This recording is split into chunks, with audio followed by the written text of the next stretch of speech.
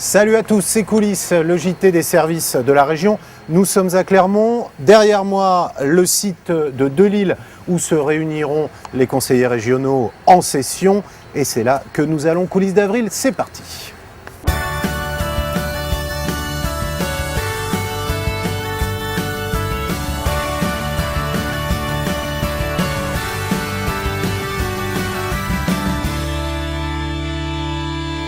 Au sommaire de cette édition, les élus en session et les services mobilisés pour tout organiser.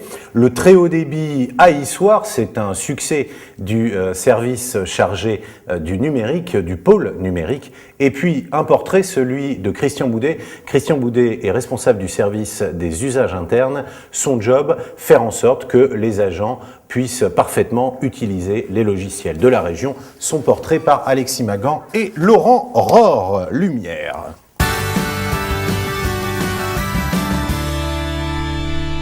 Entre pédagogie et maintenance, le service des usages internes assiste les personnels des différents services de la région pour l'utilisation des logiciels tels que la GRC.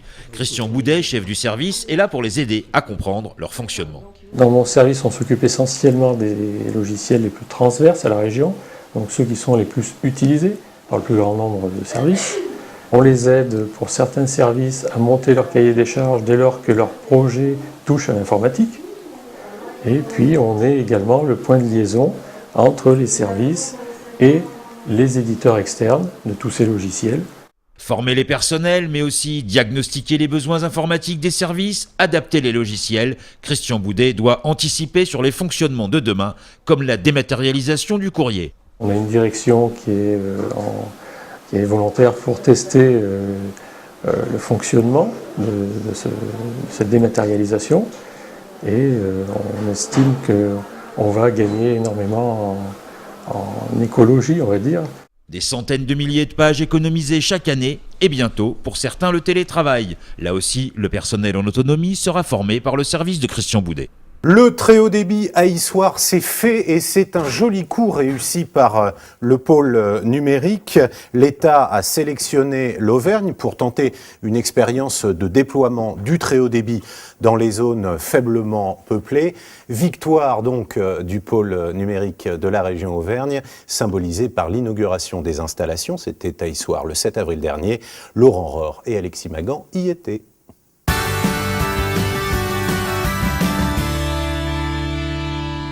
Le président, le préfet et une représentante des services de la région, c'est la marque du succès pour le pôle mobilité durable et numérique, car c'est l'Auvergne qui a été choisie parmi 7 autres régions françaises pour expérimenter le très haut débit. Quand le commissariat général à l'investissement a lancé son appel à projet, ça a impliqué pour nous beaucoup de réunions sur Paris pour fédérer les 4 opérateurs nationaux.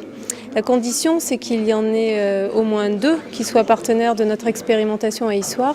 Et grâce donc aux efforts du service, nous avons pu fédérer 4 opérateurs. La fibre optique permettra à tous, entreprises et particuliers, de transmettre et de recevoir à la vitesse de la lumière des quantités énormes de données. Un atout et un progrès pour la région. Nous prévoyons au niveau de l'Auvergne d'échelonner nos investissements jusqu'en 2025. L'objectif, c'est de ne laisser personne de côté. Et ici à Issoire, c'est un laboratoire, c'est un test. Nous avons été choisis au niveau national pour conduire cette expérimentation. Plus de 700 foyers issoiriens seront équipés dès le début mai. Une expérience pilote où la région et l'État ont investi chacun 500 000 €. Vote oui, vote non. Abstention, oui, non. Des débats et des délibérations, c'est le rituel d'une session, la session temps fort de la vie politique de l'institution régionale, les débats et les décisions politiques, une session qu'il faut organiser, ça c'est le travail des services. Comment les services organisent-ils une session? La réponse avec Catherine Lopez et Alexis Magan. Abstention, oui, non, abstention.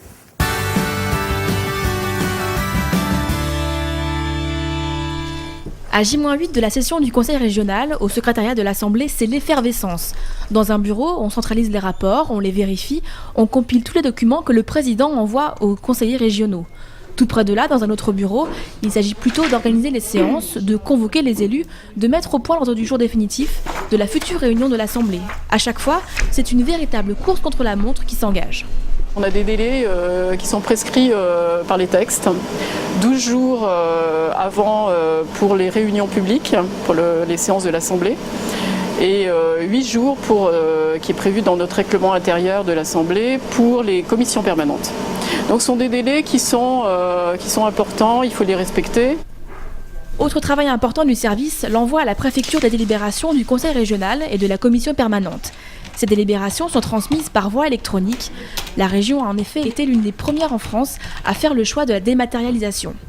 La dématérialisation a également été étendue à la procédure de transmission des rapports à certains élus. 14 conseillers régionaux reçoivent aujourd'hui ces rapports directement sur leur ordinateur. Au service repographie, on s'active aussi pour que les rapports soient prêts. Ici, on a mis l'accent sur le développement durable. Ça consiste déjà a priori avec le choix du papier, que les machines soient capables de passer du papier recyclé 100%, qu'il n'y ait pas de problème de bourrage, de choses comme ça. Ça consiste à avoir des machines qui n'ont pratiquement pas de solvant, des machines qui ont des tonnerres totalement écologiques. En tout, chaque année, ce sont plus de 600 000 copies qui sont imprimées dans ce service. Un service qui gère également la partie transcription des débats, c'est la mémoire de l'Assemblée. Vous êtes prêts à noter? Ça y est, alors on y va, l'agenda. «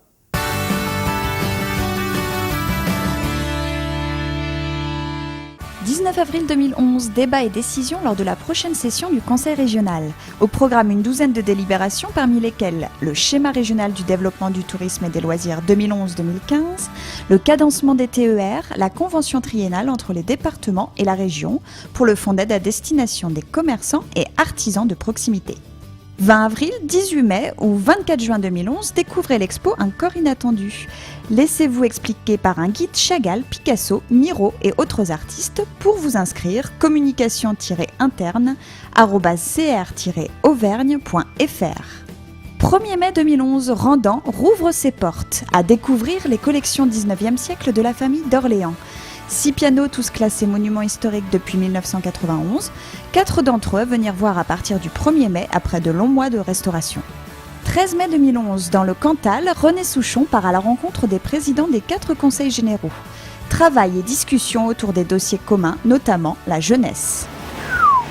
Coulisses d'avril, c'est terminé. On se retrouve le 15 mai sur l'intranet de la région. Salut à tous!